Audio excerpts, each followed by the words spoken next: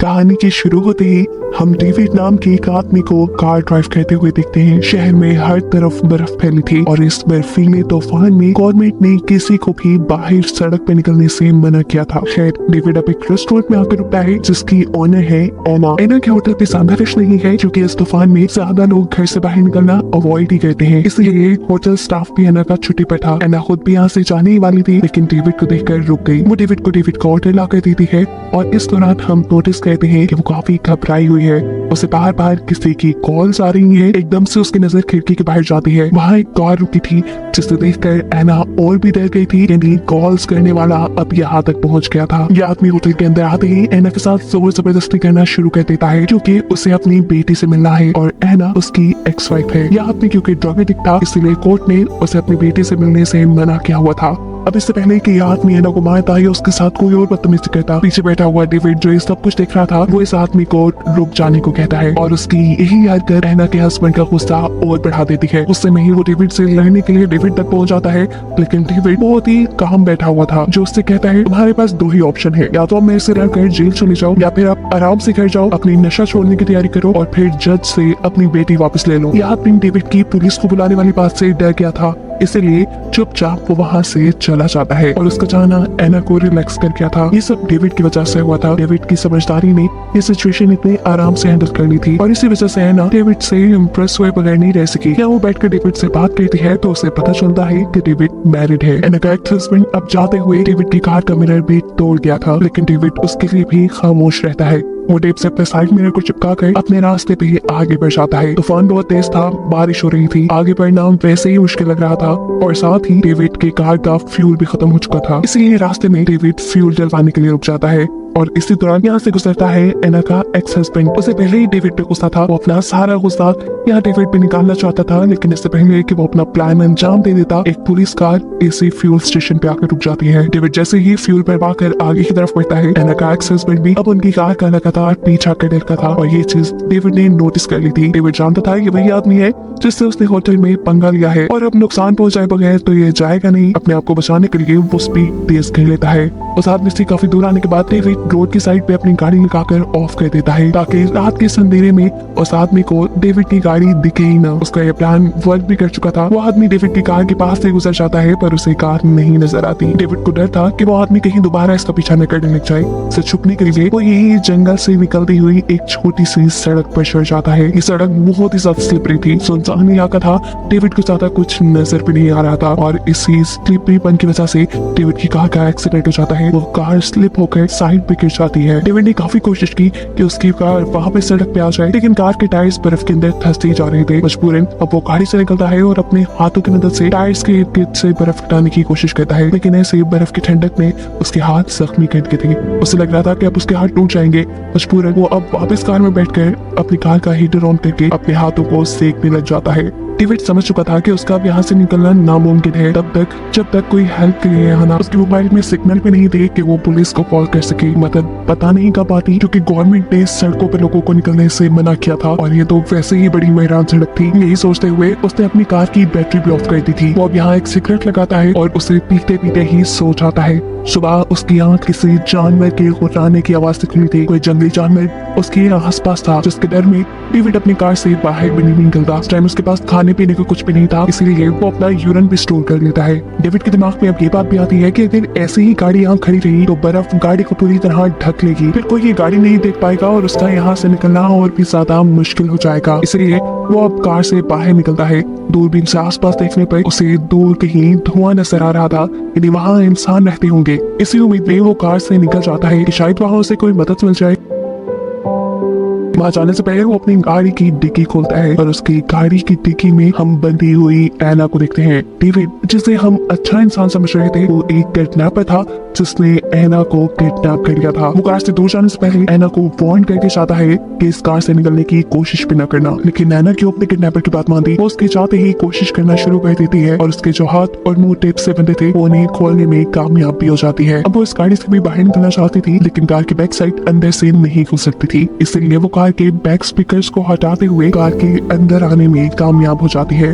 Car के अंदर आते ही वो कार का दरवाजा खोल के बाहर भाग जाती है लेकिन बाहर बहुत ज्यादा ठंड थी और दूर दूर तक उसे जब कोई इंसानी जगह नहीं नजर आती तो उससे बेहतर वापस कार में जाने लगता है, जहाँ एटलीस्ट वो सर्दी से तो बच सकती थी। हाथ पांव उसने अपने खुलवा लिए थे, डेविड से भी मुकाबला करने की वो अब काबिल हो चुकी थी, इसलिए है ना कार के अंदर वापस जाकर बैठ जाती है क्योंकि सर्दी बहुत ज्यादा बढ़ चुकी है। और दूसरी तरफ अब हम डेविड को देखते हैं, धुएं वाली जगह पहुंचने के चक्कर में वो कार से बहुत दूर आ चुका था और अब उसका पाँव भी एक गड्ढे में फंसकर टूट चुका था। उसकी हालत बहुत खराब थी, उसके पाँव से बहुत ज्यादा खून निकल रहा था। उसे यहाँ उठा नहीं जाता, लेकिन उसे हिम्मत करनी पड़ती है क्योंकि अगर वो कुछ देर ही ऐसे और बर्फ में पड़ा रहता तो मर जाता। डेविड अब रेंगते हुए वापस कार के पास आने का फैसला करता है, जहाँ एना अब कार में से अपने बचाव के लिए चीजें ढूंढ रही थी, लेकिन उसे यहाँ टेप और क्लोरोफॉर्म के अलावा कुछ नहीं मिलता, इसलिए वो इन दोनों चीजों को अपने पास संभाल के रख लेती है। हम देखते हैं कि डेविड भी घसीटता हुआ कार के पास आ चुका था। वो कार का दरवाजा खोलकर कार के अंदर बैठ जाता है। अपनी पैंट काट कर अपना जख्म देखने पर उसकी भी हालत खराब हो गई थी क्योंकि उसकी टांग की हड्डी इतनी बुरी तरह टूटी थी कि गोश्त को पार करते हुए वो बाहर निकल आई थी।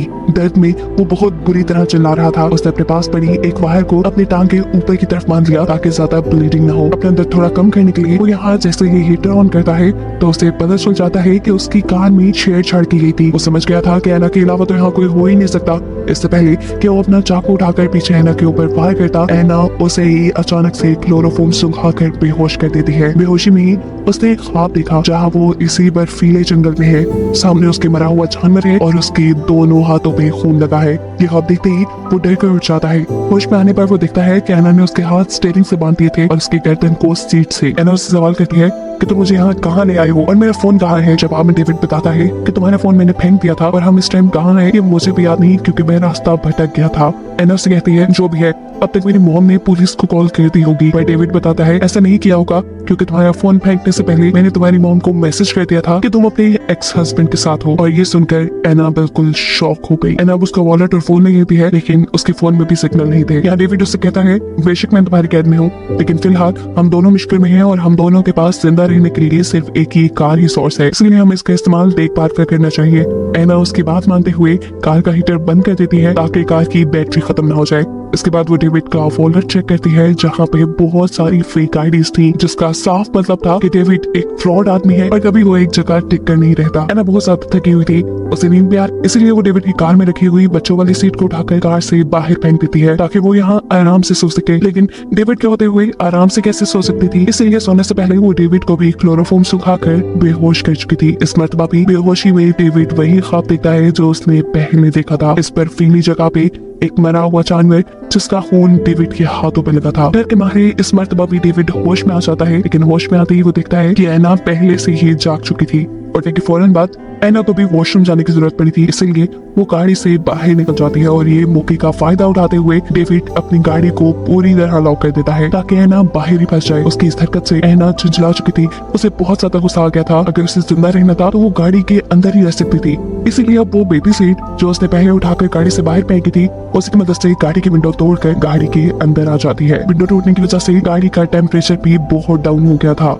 उससे में वो सीट बेल्ट की मदद से डेविड को कत्ल करने की कोशिश करती है और इससे पहले कि डेविड मर जाता, एना के ज़हन में आने वाला कोई अच्छा ख्याल उसे ऐसा करने से रोक देता है। टूटी हुई खिड़की से लगातार आने वाली सर्दी इनको मार देती, इसलिए एना टेप से उस सारी खिड़की को बंद कर देती है। इस सब के बाद एना हम डेविड का फोन चेक करती है। उसे डेविड के फोन में काफी सारी अपनी और अपनी फैमिली की फोटोज मिली, जिससे उसे साफ पता चल गया कि डेविड ने एकदम से उसके होटल में आकर उसे किडनैप नहीं किया था, बल्कि वो तो काफी अरसे से उसको किडनैप करने की प्लानिंग कर रहा था। परेशान है ना, अब उसकी गाड़ी चेक करती है जहाँ उसे बहुत सी लड़कियों की आईडीज मिलती है और इससे वो ये भी जान लेती है कि है ना वो पहली लड़की नहीं जिसे डेविड ने किडनैप किया हो, बल्कि वो पहले बहुत सी लड़कियों को किडनैप करके मार चुका है। वो एक सीरियल किलर है।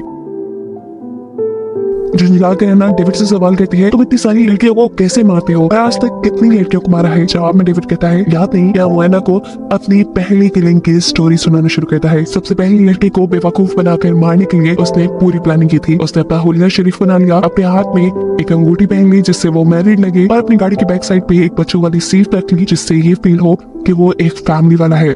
और ऐसे किसी काम में इन्वॉल्व नहीं हो सकता। घंटों सड़क पे गाड़ी चलाने के बाद उसे एक लड़की मिली जिसे लिफ्ट चाहिए थी। डेविड बताता है मैंने उसे गाड़ी में बिठा लिया। पहले पहले तो सब नॉर्मल चल रहा था, वो मेरे से फ्रैंक हो चुकी थी, लेकिन आहिस्ता आहिस्ता फिर मेरी बात उसे डराने लगी। वो पुलिस को कॉल ही करने वाली थी, लेकिन उससे पहले ही मैंने उसे पकड़कर चाकू से मार डाला। डेविड बताता है वो मेरा पहला मर्डर था और उसके बाद मैंने अनगिनत मर्डर किए, जिनमें से कुछ तो अभी तक मुझे याद भी नहीं। उसकी बात ये हैना को डरा रही थी, इसलिए हैना उसके मुंह पर टेप लगा देती है। डेविड सो जाता है और हैना भी यहाँ सोने की कोशिश करती है, लेकिन अचानक से उनकी कार के ऊपर कोई हमला कर देता है। ऐसा लग रहा था कि कोई जंगली जानवर है, लेकिन जब वो क्रिएचर उनकी कार के फ्रंट मिरर पे हाथ मारती है तब जाकर इन्हें पता चलता है कि वो क्रिएचर कोई इंसान है या इंसान जैसी है। इससे पहले कि क्रिएचर इनकी गाड़ी तोड़कर इन्हें मार देता, हैना जल्दी से कार स्टार्ट करती है और बहुत मर्तबा कार को हॉर्न दे देकर उसे यहाँ से भगाने में कामयाब हो जाती है। डेविड इस क्रिएचर के यहाँ तक पहुँचने का जिम्मेदार हैना को मान रहा था, लेकिन हैना उसे याद करवाती है कि उसका खून जो बाहर बर्फ में पड़ा है उसी की वजह से ही क्रिएचर यहाँ आई। डेविड का जख्म अब बिल्कुल काला पड़ चुका था, उसके पास वक्त बहुत कम था, ये भी हो सकता था कि वो यही मर जाता। हैना यहाँ डेविड को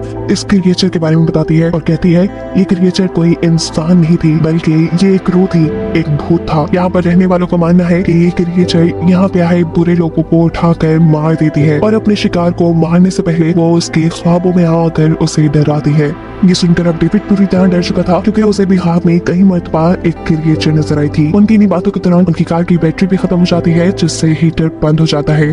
अब इनकी हालत इतनी खराब हो गई थी कि मजबूरन इन दोनों को करीब आना पड़ा ताकि एक दूसरे की बॉडी हीट से ये लोग जिंदा रह सके। डेविड को लग रहा था कि वो अब यहाँ मरने वाला है, इसलिए वो हैना को अपनी कहानी बताता है कि आखिर क्यों उसने ये मर्डर्स करना शुरू किए। वो जब छोटा था तब उसकी मॉम उस पर बहुत जुल्म करती थी और इसी वजह से वो इतना सख्त दिल हो गया। उसने सबसे पहले अपनी मॉम को मारा था और अब इन लड़कियों को मारकर वो अपने आप को स्ट्रॉन्ग फील करता था, लेकिन असल बात ये थी कि वो लड़कियों से डरता था। हैना भी यहाँ अपनी दुखिया स्टोरी सुनाती है कि जब वो भी छोटी थी तो उसके डैड उसके साथ अच्छा सलूक नहीं करते थे। सालों तक वो ये सब बर्दाश्त करती रही और फिर एक दिन उसने अपनी मॉम को सब सच बता दिया, जिसके बाद उसके डैड को जेल हो गई। हैना को लग रहा था कि मरते हुए डेविड के दिल में रहम आ गया है, इसलिए वो हैना के साथ अच्छा बिहेव कर रहा है, लेकिन वो तो ये सब करके सिर्फ हैना को बेवकूफ बना रहा था। हैना को बातों में लगाकर वो अपने हाथ पांव छुड़वा चुका था और इससे पहले कि हैना को समझ पाती वो हैना का गला घोटकर उसे मारने की कोशिशों में लग जाता है। अभी हैना पूरी तरह मरी नहीं थी कि अचानक कोई उनकी गाड़ी का दरवाजा खुलता है। बाहर से अंदर आने वाली वही स्पिरिट, वही क्रिएचर थी जिसकी कहानी हैना ने डेविड को सुनाई थी। साथ में वो हैना को भी ले जाने वाली थी, लेकिन हैना अपने आप को बचाने के लिए अपनी वो जैकेट ही उतार देती है जिसे उस क्रिएचर ने पकड़ा हुआ था। ऐसे क्रिएचर के हाथ सिर्फ डेविड ही लगता है। डेविड यहाँ से ले जाने के बाद हैना जल्दी से अपनी कार को लॉक कर लेती है और वो क्रिएचर दोबारा यहाँ आकर उसे ढूंढना नहीं, इसे इनके वो कार के ट्रंक में छुप जाती है। उसने कोई मोटे कपड़े भी नहीं पहने हुए थे, शायद ये सर्दी अब उसे मार देती, लेकिन उसकी किस्मत अच्छी थी। ये बर्फीला तूफान रुक जाता है और बर्फीले तूफान के रुकते ही बर्फ हटाने वाली गाड़ियां यहाँ आ जाती हैं, जिसके ड्राइवर की नजर इस कार पे भी पड़ जाती है। जैसे ही इस कार के पास आता है तो उसे यहाँ मरे हुए डेविड के ऑर्गन नजर आ रहे थे। गाड़ी को अच्छी तरह चेक करने पे उसे गाड़ी में कोई नहीं मिला, लेकिन फिर जब वो गाड़ी की डिक्की खोलता है तो वहाँ हैना थी। सर्दी की वजह से उसकी हालत काफी खराब थी, लेकिन अभी भी वो जिंदा थी, जिसे अब रेस्क्यू कर लिया जाएगा, उसकी जान बच जाएगी और यही दिखाते हुए ये कहानी यहाँ खत्म हो जाती है।